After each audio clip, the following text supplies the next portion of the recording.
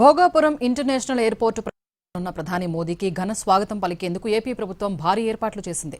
ధింసా నృత్యంతో ప్రధాని మోదీకి ఘన స్వాగతం పలకనుంది. దేశంలోని అతిపెద్ద ధింసా నృత్య ప్రదర్శనకు రిహార్సల్స్ జరుగుతున్నాయి.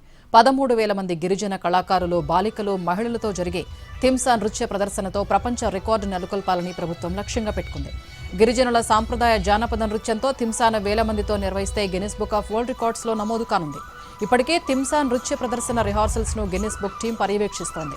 పార్వతీపురం మన్యం జిల్లా నుంచి 5,000 మంది, విశాఖ జిల్లా నుంచి 6,000 మంది, అల్లూరి సీతారామరాజు జిల్లా నుంచి 2,000 మంది ఈ ప్రదర్శనలో భాగస్వాములు కానున్నారు.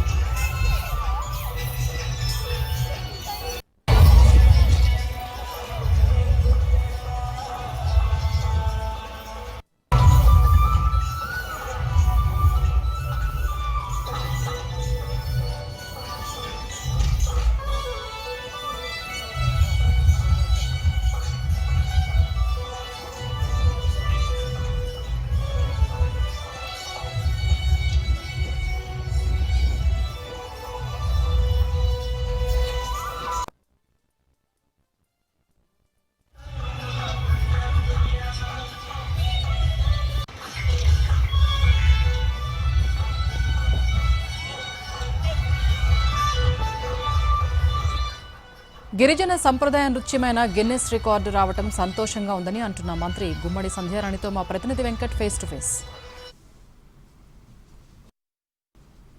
ప్రారంభోత్సవానికి నరేంద్ర మోడీకి స్వాగతం పలికేందుకు పెద్ద ఎత్తున ధింసాని ఇక్కడ ఏర్పాటు చేయడం జరిగింది. మేడం, దీనికి చెప్పండి, ఇట్లా ఏ విధంగా మీరు ఫీల్ అవుతున్నారు? ఇప్పుడు వరల్డ్ రికార్డ్ రావడం చాలా సంతోషంగా ఉందండి.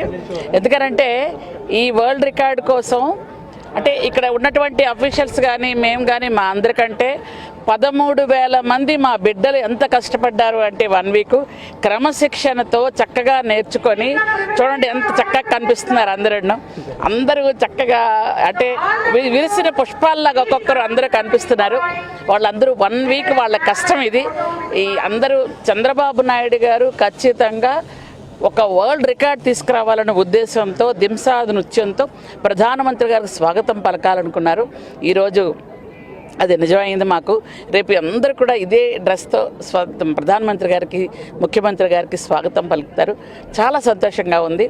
13,000 మంది పిల్లల్ని ఒక చోట కూర్చుని పెట్టి ఒక దగ్గర డ్యాన్స్ చేయించడం అనేది చిన్న విషయం కాదు. అది ఎంతో కఠోరమైనటువంటి క్రమశిక్షణతో చేశారు.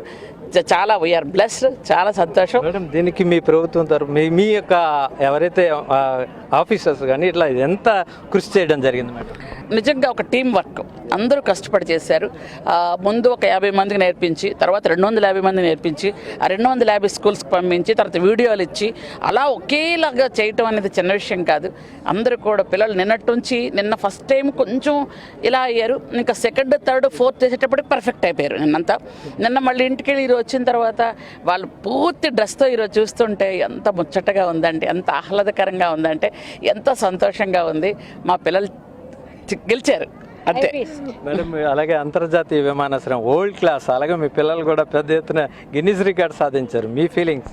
ఈ విమానాశ్రయం మాదండి. అల్లూరి సీతారామరాజు విమానాశ్రయం అంటే అల్లూరి సీతారామరాజు గారు మా ఆరాధ్య దైవం. వారి పేరు పెట్టుకున్న అంతర్జాతీయ విమానాశ్రయం మాది. కాబట్టి ఈ విమానాశ్రయంకి మేమే స్వాగతం పలకాలని మా పిల్లలు ధింసా డాన్స్ చేస్తున్నారు. ఈరోజు అంతర్జాతీయ విమానాశ్రయం అంటే ఎర్ర బస్సు కూడా రాని ప్లేస్లోకి ఎయిర్ బస్ వస్తుందండి, ఎయిర్ బస్. కాబట్టి వీఆర్ వెరీ బ్లెస్డ్.